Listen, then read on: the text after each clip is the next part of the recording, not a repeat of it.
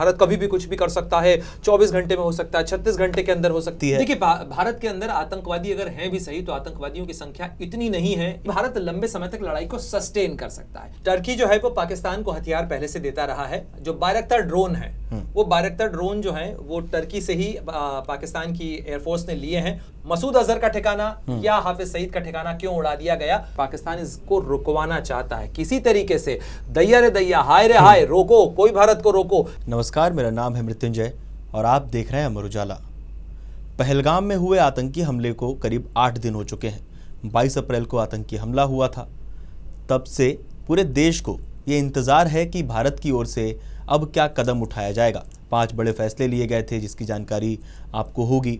हमने भी इस पर वीडियो बनाया था। हमारे साथ मौजूद है हमारे वरिष्ठ सहयोगी प्रणय उपाध्याय। उनसे जानते हैं कि क्या हो सकता है और देर क्यों हो रही है। युद्ध की बात की जाए या जिस तरह से एयर स्ट्राइक, सर्जिकल स्ट्राइक पहले हो चुका है, उस तरह का कोई ऑपरेशन क्या हो सकता है? कुछ भी ऑपरेशन होने में देर क्यों हो रही है? सरकार क्या सोच रही है? किन फैक्टर्स को लेकर काम चल रहा है? प्रणय, पहला सवाल यही है कि इतना देर क्यों हो रही है? क्योंकि लगातार विपक्ष भी ये कह रहा है कि हम सरकार के साथ हैं, सबका समर्थन है, पूरा भारत एकजुट है। तो हाँ, युद्ध एक बहुत बड़ा निर्णय होता है। युद्ध शुरू तो, जैसे हम पहले ही बात कर चुके हैं, युद्ध शुरू तो किया जा सकता है लेकिन अंत तक पहुंचना बहुत मुश्किल होता है। कहाँ पे उसे विराम देना है, सोचना पड़ता है। तो क्या सोचा जा रहा है? देखिए, बहुत सारी चीजें सोची जा रही हैं। पहली बात तो ये जो आपने सवाल पूछा कि देर क्यों हो रही है। कई लोगों के मन में ये सवाल होगा कि आखिर देर क्यों हो रही है, क्या चल रहा है, क्यों नहीं हो रहा है, अभी तक क्यों नहीं हुआ। पर हम इंस्टेंट रील और इंस्टेंट मैगी के वक्त में ये अपेक्षा न करें कि हर चीज का जवाब इंस्टेंट ही आएगा। पहली बात ये है कि ये जो घबराहट है, ये जो शोर है कि भारत कभी भी कुछ भी कर सकता है, 24 घंटे में हो सकता है, 36 घंटे के अंदर हो सकता है, ये सारी बातें पाकिस्तान की तरफ से आ रही हैं। ये भारत की तरफ से तो नहीं कहा गया कि अगले 36 घंटे के अंदर कार्रवाई हो जाएगी, ये हम करेंगे। हमने क्या कहा? हम करेंगे। और हमेशा देखिए, अपराधी ने अपराध कर लिया, अब कानून को, अब व्यवस्था को सजा देनी है। तो सजा प्रक्रिया के तहत दी जाएगी। सजा जो है वो उसका समय भी तय होगा, उसका स्थान भी तय होगा और उसका तरीका भी तय होगा। और आप देखिए, पाकिस्तान को जो करना था वो कर चुका, अब तो भारत के करने का वक्त है। आप ये सोचिए कि पाकिस्तान के अंदर इस समय जबरदस्त एंग्जाइटी है और इस एंग्जाइटी का मैं आपको बताऊं कि ये एंग्जाइटी भी जो है वो इस समय पाकिस्तान को भारी पड़ रही है। क्यों भारी पड़ रही है? क्योंकि आप सोचिए कि भारत को मैच करने के लिए बॉर्डर के ऊपर यदि पाकिस्तान को अपना डिप्लॉयमेंट करना पड़ता है तो आप अंदाजा लगाइए कि यहां से 3,323 किलोमीटर की बॉर्डर को सिक्योर करने के लिए पाकिस्तान को जोर लगाना पड़ेगा। उस पाकिस्तान को जिसकी कुल अर्थव्यवस्था $376 बिलियन की है। ठीक है, भारत की तुलना में अगर आप देखें तो भारत 3 ट्रिलियन 4 ट्रिलियन के करीब की इकोनॉमी है। और किसी नेता ने भी हाल ही में एक बयान भी दिया था कि जितनी पाकिस्तान की पूरी अर्थव्यवस्था है उतनी हमारी सैन्य बजट होता है। कुछ समय पहले ये तस्वीर सामने आई थी, मैं आपको ये तस्वीर बताता हूँ। पाकिस्तान पर अकेले टाटा कंपनी भारी है। पाकिस्तान कुछ समय पहले का ही है आंकड़ा, क्योंकि अब वो रिवाइज हो चुका, लेकिन $365 बिलियन टाटा समूह की अपनी मार्केट कैपिटल है और पाकिस्तान की कुल इकोनॉमी जो है वो $341 बिलियन है। तो इसका कोई कंपैरिजन नहीं है। लेकिन जिसकी अर्थव्यवस्था छोटी होती है, जिसके पास पैसे की तंगी होती है, जिसके पास बड़ी अर्थव्यवस्था, बड़ी आबादी है, जिसके पास मुश्किलें बहुत ज्यादा हैं, जिसके ऊपर कर्जा बहुत ज्यादा है, इसलिए उसका हर्जा भी बहुत ज्यादा होगा। और ऐसे में जो वो इस एंग्जाइटी के अंदर है, पाकिस्तान इतना शोर क्यों मचा रहा है? पाकिस्तान इतना शोर इसलिए मचा रहा है क्योंकि पाकिस्तान इसको रुकवाना चाहता है किसी तरीके से। दैया रे दैया, हाय रे हाय, रोको, कोई भारत को रोको। ये सारा शोर इसलिए मच रहा है कि भारत कार्रवाई न करे, अंतर्राष्ट्रीय दबाव बनाया जाए, इस तरीके से सब देशों से बात की जाए कि भाई भारत को किसी तरीके से रोक लिया जाए, क्योंकि पाकिस्तान जानता है कि कार्रवाई तो होगी। जैसा कि फौजी टर्म्स में कहा जाता है, we will respond at the time and place of own choosing। यानी हम जवाब देंगे, जवाब कैसे देंगे, कहां देंगे, ये हम निर्धारित करेंगे, हम तय करेंगे। उसकी जगह भी हमारी होगी, वक्त भी हमारा होगा। और ये इसलिए जरूरी होता है क्योंकि देखिए, अगर हम मिलिट्री टर्म्स में सोचें, केवल फौजी तरीके से सोचिए, इस समय पाकिस्तान अलर्ट के ऊपर है। उसको लग रहा है कि भारत कोई ना कोई कार्रवाई करेगा, लेकिन उसकी ये एंग्जाइटी बढ़ रही है क्योंकि भारत कार्रवाई तो करेगा, लेकिन कहां करेगा? भारत समंदर के रास्ते कार्रवाई कर सकता है, जमीन के रास्ते कार्रवाई कर सकता है। भारत जो है, जिस तरीके से बालाकोट की एयर स्ट्राइक हुई, क्या एक और एयर स्ट्राइक हो सकती है? भारत के पास में मिसाइल बेड़ा बहुत बड़ा है।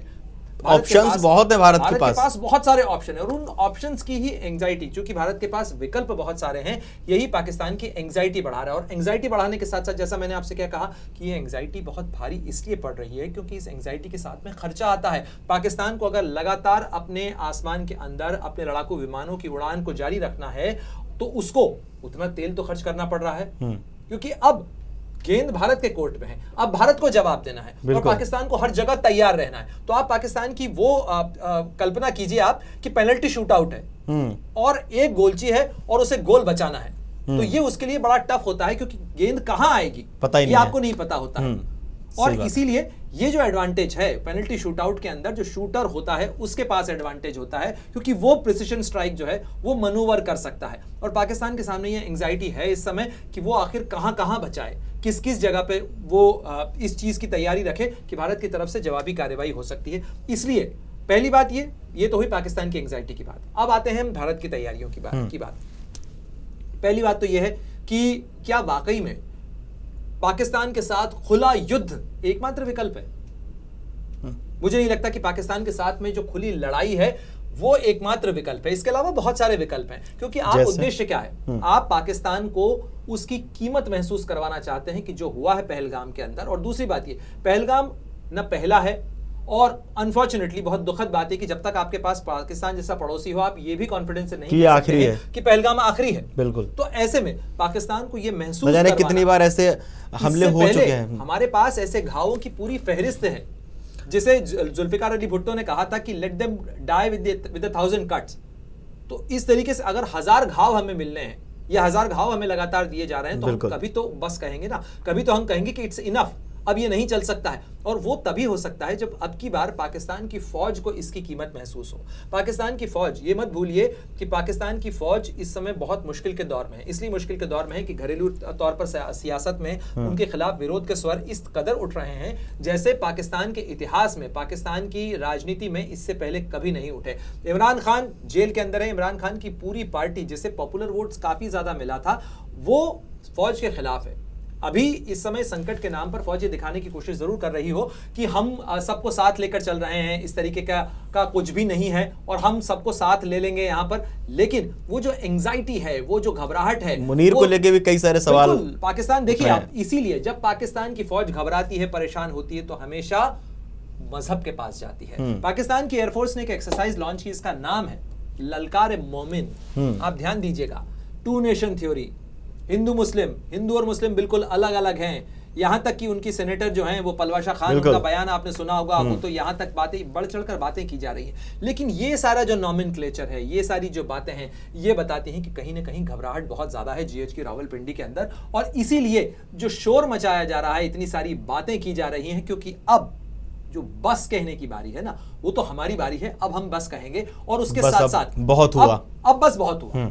और जहां तक तैयारियों का सवाल है, जहां तक इस चीज का सवाल है कि कौन कितना ताकतवर है, ये दिखाने के लिए भारत को बोलने की भी जरूरत नहीं है। क्योंकि अगर आप जंगी इतिहास भी देखें, 1947-48 के अंदर जब पाकिस्तान ने, जब भी पाकिस्तान आया हमने उसे हराया ही है। हमेशा फौज दुनिया की एक ऐसी फौज है जिसके पास में जो शिकस्त का इतिहास है वो बहुत मोटा है, लेकिन उसके बावजूद उसके जो फौजी जनरल हैं वो सीने के ऊपर पता नहीं कौन से तमगे लगाए रहते हैं। लेकिन ये पाकिस्तान है, क्योंकि पाकिस्तान के बारे में कहा भी जाता है कि और मुल्कों के पास में अपनी फौज होती है, पाकिस्तान की फौज एक ऐसी फौज है जिसके पास अपना एक अलग मुल्क है, तो वो एक मुल्क चलाते हैं। बड़ा एक सवाल और जो काफी चर्चाओं में था, हमारे पास कमेंट्स भी आए थे हमारे वीडियोस पे पहले, वो ये था कि पाकिस्तान अगर सिर्फ फौज से लड़े या सिर्फ सैनिक ही हो उसके पास, चलो फिर भी कहा जाए कि एक फेयर है, लेकिन जो आतंकवादियों की फौज है उनके पास, वो भी साथ में जब काम करती है या वो हिडन वर्क करती है, उस पर क्या कुछ अपडेट है, वो किस तरह से वर्क होता है, अगर ये युद्ध होता है या उस तरह की कोई स्थिति बनती है? देखिए, भारत के अंदर आतंकवादी अगर हैं भी सही, तो आतंकवादियों की संख्या इतनी नहीं है, इतनी बड़ी नहीं है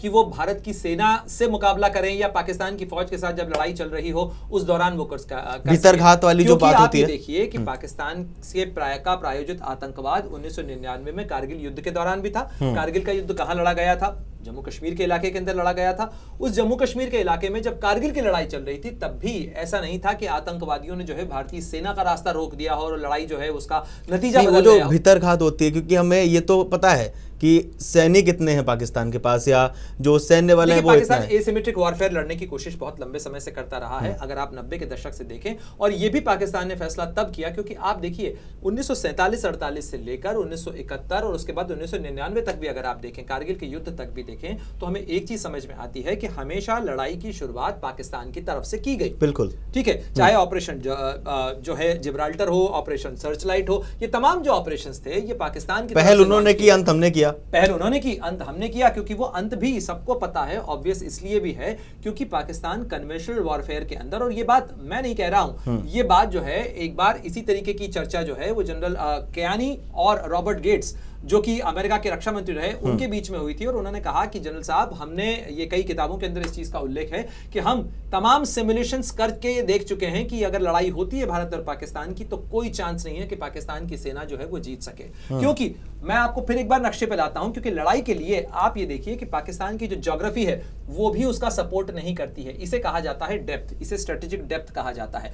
भारत की फौज को यदि जब लड़ाई होती है तो आपके पास में, जब आप लड़ रहे होते हैं तो आपके पास पीठ के पीछे जगह होनी चाहिए ताकि आप अपना स्टांस बदल सकें, आप अपनी पोजीशन ले सकें, आप मनूवर कर सकें, आप दूसरी जगह से दाखिल हो सकें। पाकिस्तान के पास में वो स्ट्रेटेजिक डेप्थ नहीं है, क्योंकि ये जो इलाका है यहां से अफगानिस्तान चल लग जाता है, और अफगानिस्तान और पाकिस्तान के रिश्ते इस समय जिस जैसे हैं उसमें ये उम्मीद नहीं की जा सकती कि वो मदद करेगा, वो मदद करेगा या अफगानिस्तान वो बैकअप देगा जिसकी जरूरत इस समय पाकिस्तान को है। दूसरी बात यह कि पाकिस्तान लिमिटेड ऑफेंसिव करने का इस समय सोच भी नहीं सकता है, क्योंकि पाकिस्तान ज़बा ये हो सकता है कि टेक्निकली किसी जगह के ऊपर वो ये अपनी ताकत दिखाने के लिए ये जवाबी कार्रवाई हो, और उसके बाद इस उम्मीद में कि दुनिया के दूसरे देश आ जाएंगे, ताकतें आ जाएंगी और वो भारत को रोकने की कोशिश करेंगे और भारत और पाकिस्तान के बीच में कोई समझौता हो जाए। वो केवल अपनी नाक बचाने या अपना चेहरा बचाने के लिए किसी टेक्निकल ऑपरेशन के अंदर एंगेज कर सकता है, वो भी ये दिखाने के लिए, एक अपमैनशिप के लिए कि भारत ने जवाब दिया था तो हमने भी पलट के जवाब दे दिया। लेकिन full blown conventional war Pakistan afford नहीं कर सकता है, क्योंकि जैसा मैंने आपसे कहा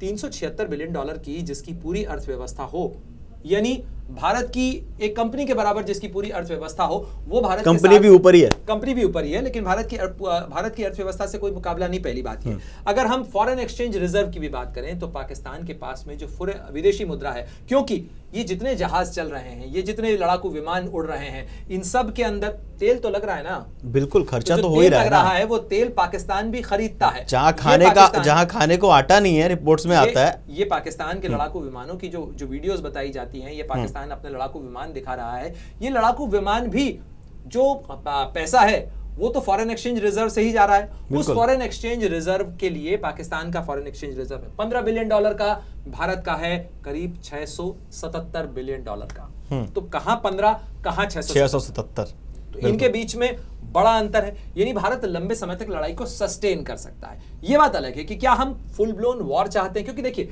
लोग क्या चाहते हैं, लोग चाहते हैं कि पाकिस्तान को अब की बार सबक सिखा दिया जाए, सबक सिखाया जाए, ऐसा सबक से हम पाकिस्तान को बर्बाद नहीं करना चाहते हैं। बर्बाद से तात्पर्य है कि पाकिस्तान जो है वो तो अपने गड्ढे में खुद ही जा रहा है, बर्बाद तो है ही, वो तो खुद ही जा रहे हैं। लेकिन हम ये चाहते हैं कि पाकिस्तान कभी तो बस करे।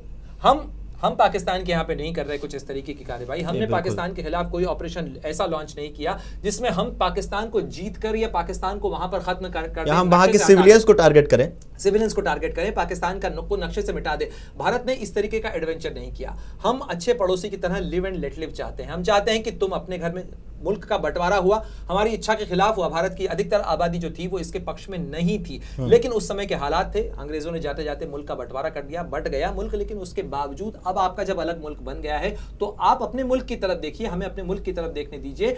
हमारी जो प्रगति है, हमारी जो बढ़ोतरी है, हमारी जो वृद्धि है, हमारा जो विकास है, उससे जलने की बजाय बेहतर होता कि आप उससे बराबरी करते। बिल्कुल, एक बार। लेकिन वो सारी चीजें छोड़कर पाकिस्तान ने जो राजनीति अपनाई है उसके अंदर जो आतंकवादी संगठन है, आतंकवादी गुट हैं और उनके पीछे जो तार जुड़े हैं वो पाकिस्तान के सेना मुख्यालय से जुड़ते हुए नजर आते हैं। और ये बात अब तो खुली छुपी क्या, अब तो ये घोषित है। पाकिस्तान के रक्षा मंत्री ख्वाजा आसिफ ने जो इंटरव्यू दिया अभी कुछ दिनों पहले, वो तो स्वीकार कर चुके हैं बिल्कुल इस चीज को। हमने तो ये जो इस देश के कहने पे ये जो सिलसिला है, ये भारत में जो आप लोगों के बीच में से सुर उठ रहे हैं, ये दरअसल तिलमिलाहट है, लोगों का गुस्सा है, लोगों का दर्द है, क्योंकि ये फहरिस्त बहुत लंबी है। 1993 के बम ब्लास्ट से लेकर, पार्लियामेंट अटैक से लेकर, उसके बाद जयपुर के अंदर बम ब्लास्ट, दिल्ली के अंदर बम ब्लास्ट, इसके अलावा देश के कई हिस्सों के अंदर जो बम ब्लास्ट हुए हैं, सिलसिला है पूरा बहुत। 2 सवाल हैं सिर्फ जी।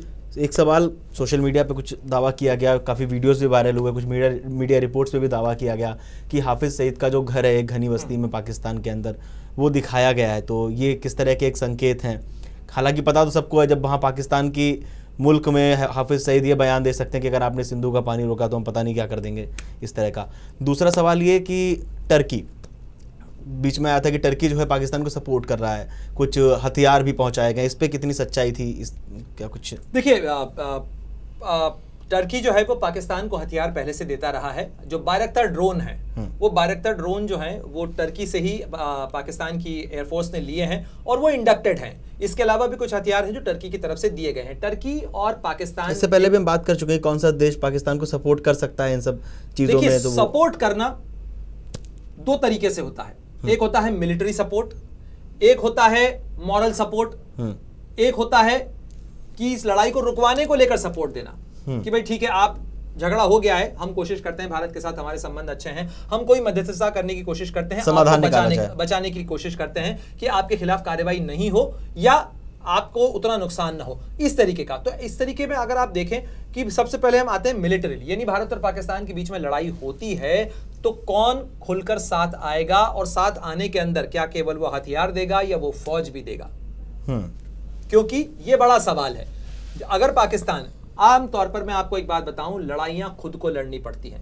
रूस और यूक्रेन का युद्ध इस बात का प्रमाण है, दो देशों के बीच की लड़ाई है, उसमें रूस को भी खुद ही लड़ना पड़ रहा है, यूक्रेन को भी खुद ही लड़ना पड़ रहा है। यूक्रेन को हथियार जरूर मिल रहे हैं, लेकिन यूक्रेन के पास में जो फौजियों की कमी है, उस फौजियों की कमी को पूरा करने के लिए ना तो अमेरिका ने अपने फौजी भेजे हैं, ना रशिया ने अपने ब्रिटेन ने अपने फौजी भेजे हैं, ना यूरोप के किसी दूसरे देश ने भेजे हैं।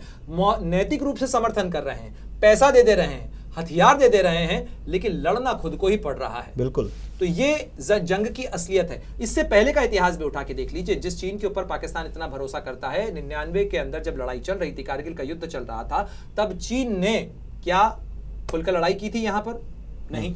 उसने पाकिस्तान को कुछ समर्थन अगर दिया भी होगा तो भी पाकिस्तान के लिए ना तो उसने हथियार दिए। चीन की स्टेटेड लाइन जो है वो यही है। अभी तक कई बयान पिछले कुछ समय में सामने आए हैं जिसके अंदर कहा जा रहा है कि चीन ने कहा है कि हम पाकिस्तान की टेरिटोरियल इंटीग्रिटी को सपोर्ट करने के लिए, पाकिस्तान को बनाए रखने के लिए, पाकिस्तान की सुरक्षा के अंदर चीन पूरी मदद देगा। लेकिन अभी देखना होगा, इसका टेस्ट होना अभी बाकी है। दूसरी बात यह है कि चीन ऐसा कोई कदम नहीं उठाएगा जिससे उसकी सेना का जो एक भौकाल बना हुआ है वो भौकाल टूट जाए, क्योंकि चीन की सेना एक ऐसी सेना है जिसने जंग में लड़ाई लड़ी नहीं है, और जो लड़ाई लड़ी भी थी वो रूस के खिलाफ उसने लड़ाई लड़ी थी, और वो लड़ाई जो है वो 1985-86 के आसपास जो लड़ाई हुई थी उसमें रूस ने जीता था, और महज कुछ दिन की लड़ाई के अंदर चीन की फौज को पीछे हटना पड़ा था। वो आखिरी लड़ाई थी, यानी दो देशों के बीच की लड़ाई, जिसके अंदर चीन की सेना किसी दूसरी देश की सेना के मुकाबले थी। अगर 1962 की लड़ाई का अगर आप जिक्र करेंगे तो 1962 की लड़ाई में और अब में जमीन आसमान का अंतर आ चुका है, ताकत के पैराडॉक्स के पैराडिम में भी, और इसके साथ साथ जो डायनामिक्स हैं वो बहुत बदल चुके हैं। इसलिए चीन कतई नहीं चाहेगा कि उसकी सेना कहीं पे पीछे हटती हुई या पिटती हुई नजर आए, इसलिए वो पाकिस्तान के लिए अपनी फौज को दाव पे लगाएगा। इस पर बहुत बड़ा सवाल निशान है। अब यहाँ पे विरोधाभास जिस तरह का आता है पाकिस्तान की तरफ से, कहता है कि हमने आतंक का सपोर्ट नहीं किया, हमने आतंक के खिलाफ जंग लड़ी है, हमने आतंक के खिलाफ लड़ाई लड़ी, हमने बलिदान किया है, और हाफिज सईद जैसे लोग वहां हैं। देखिए, आतंक के खिलाफ लड़ाई, इसका विश्व को किस तरह से, आतंक के खिलाफ लड़ाई लड़ना, किस आतंकवाद के खिलाफ? भारत अगर आतंकवाद के खिलाफ लड़ाई लड़ रहा है तो वो पाकिस्तान से आया हुआ आतंकवाद है, पाकिस्तान प्रायोजित आतंकवाद है। पाकिस्तान जिस आतंकवाद से लड़ाई लड़ रहा है वो उसके अपने घर में उसका अपना उगाया हुआ है। देखिए, अगर आप बबूल के कांटे बो रहे हैं और उसके बाद वो बबूल के कांटे आपको चुभते हैं तो इसमें गलती किसकी है? चलिए, एक आखिरी सवाल ये, कहां से हुए, समय को देखते हुए एक आखिरी सवाल ये कि क्या लग रहा है आपको, कितना समय और कोई बड़ा एक्शन होने में लग सकता है? देखिए, पहली बात तो यह है कि बड़ा एक्शन, क्योंकि आप शुरुआत से इस तरह की वॉर फॉरेन कवर करते रहे, ठीक बात है, लेकिन देखिए इसके अंदर आप, जैसा मैंने आपसे कहा कि इसमें जगह भी हमारी होगी, तरीका भी हमारा होगा, वक्त भी हमारा होगा, कैसे जवाब देना है, कहां जवाब देना है, किन किन को जवाब देना है, ये सारे विकल्प हैं। लेकिन ऐसी एंजाइटी क्या है कि हम आज ही जवाब दें, आज ही क्यों नहीं हो जाता? देखिए, जनता के तौर पर, आम लोगों की तरह से अगर आप सोचेंगे, मतलब सिंपल ये गली मोहल्लों की लड़ाई नहीं, जिस तरह से कमेंट्स आती हैं, गली मोहल्लों की लड़ाई नहीं है। दूसरी बात यह है कि हमेशा जब आप एक बड़े देश के तौर पर कार्रवाई करते हैं, क्योंकि अब घबराहट पाकिस्तान पे है, हम पाकिस्तान की घबराहट, बौखलाहट दिख रही, जिस तरह के बयान आ रहे हैं, पाकिस्तान की घबराहट को चलने देते हैं, थोड़ा देखिए तो सही कि वो कहां कहां घबरा रहे हैं, वो कितना घबरा रहे हैं। दूसरी बात यह है कि आपसे मुकाबले के लिए उसने, आप सोचिए कि उसने गाड़ी चालू कर रखी है अपनी, उस गाड़ी के अंदर हर क्षण जो है, हर सेकंड जो है उसका तेल जल रहा है, और उसको इस बात की घबराहट है कि मैं आखिर कितनी देर तक ये तेल सस्टेन कर पाऊंगा, और भारत कहां जवाब देगा। कुछ भी शुरू होने से पहले ही उसको अपने विमानों को आगे करने के लिए, उनको आसमान में उड़वाने के लिए उसको तेल की ज्यादा जरूरत है। दूसरी बात यह है कि अगर उसको अपनी फौजों को मूव करना है, जैसे मैंने आपसे कहा कि 3323 किलोमीटर की बॉर्डर के ऊपर अगर उसको अपनी फौजों को आगे मूव करना है, या भारत यदि अपने सैन्य डिप्लॉयमेंट को आगे बढ़ाता है तो उससे मुकाबले के लिए भी अगर उसको अपने फौजी डिप्लॉयमेंट को करना है, उसमें भी पाकिस्तान के खजाने पर खर्चे का बोझ बहुत ज्यादा आएगा, क्योंकि पाकिस्तान की हालत काफी पतली है। पाकिस्तान नाक बचाने के लिए, चेहरा बचाने के लिए अभी भले ही बयानों में बोल रहा हो, लेकिन अंदर की घबराहट से आप अंदाजा लगा सकते हैं। आपको यह अंदाजा तब भी लगा होगा जब इससे पहले 26/11 हुआ था, तब भी आसिफ अली जरदारी का वो घटना जो है, जिसके अंदर वो रात को चौंक कर उठ गए थे और उन्हें फोन आया था, किसी ने प्रैंक किया था, और राष्ट्रपति जरदारी ये मान चुके थे कि भारत ने हमला कर दिया है। इमरान खान ने भी इस चीज को स्वीकार किया था संसद में कि क्या करूं, क्या मैं हमला कर दूं, क्या भारत के साथ जंग कर लूं। ये पाकिस्तान जानता है कि उसके पास ना स्ट्रेटेजिक डेप्थ है, ना उसके पास में इकोनॉमिक डेप्थ है इस समय भारत के साथ खुली जंग लड़ने की, इसीलिए वो ये सारी बातें कर रहा है। दूसरी बात यह है कि भारत की तरफ से जो जवाब दिया जाएगा, जैसा आपने जिक्र किया, बहावलपुर का जो मरकज है, मुरीद का जो मरकज है, वो घोषित आतंकवादी स्थान है। पूरी दुनिया के अंदर यूनाइटेड नेशन सिक्योरिटी काउंसिल की जो सैंक्शन लिस्ट है, उसके अंदर 136 आतंकवादी संगठन जो हैं वो पाकिस्तान से ताल्लुक रखने वाले हैं, पाकिस्तान में लिस्टेड हैं। ऐसे लोगों की संख्या दुनिया में सबसे ज्यादा अगर किसी देश के अंदर है जो कि आतंकवादी घोषित हैं पाकिस्तान के अंदर, यूनाइटेड नेशंस की लिस्ट में, तो वो पाकिस्तान के अंदर मौजूद हैं। इसलिए अगर ये जगहें तबाह कर भी दी जाती हैं तो दुनिया में किसी को कोई बहुत तकलीफ नहीं होगी कि आखिर मसूद अजहर का ठिकाना या हाफिज सईद का ठिकाना क्यों उड़ा दिया गया। ये केवल एक संदेश है, लेकिन ये संदेश अब की बार जो होगा वो दिखने वाला होगा, और साथ ही ये संदेश अब की बार पाकिस्तान की फौज को महसूस होगा, क्योंकि अभी तक पाकिस्तान की फौज को सजा नहीं मिली है कि वो इन तरीकों से बाज आ जाए। बिल्कुल, बहुत बहुत धन्यवाद प्रणय आपका हम तक ये सारी जानकारी पहुंचाने के लिए। आप लोगों को क्या लगता है, आप प्रणय की बातों से कितना सहमत है, हमें कमेंट करके बताइए, और आपको क्या लग रहा है, किस वजह से देर हो रही है। अगर आपके दिमाग में कुछ चल रहा है तो हमें ज़रूर बताइएगा, और देखते रहिए अमर उजाला।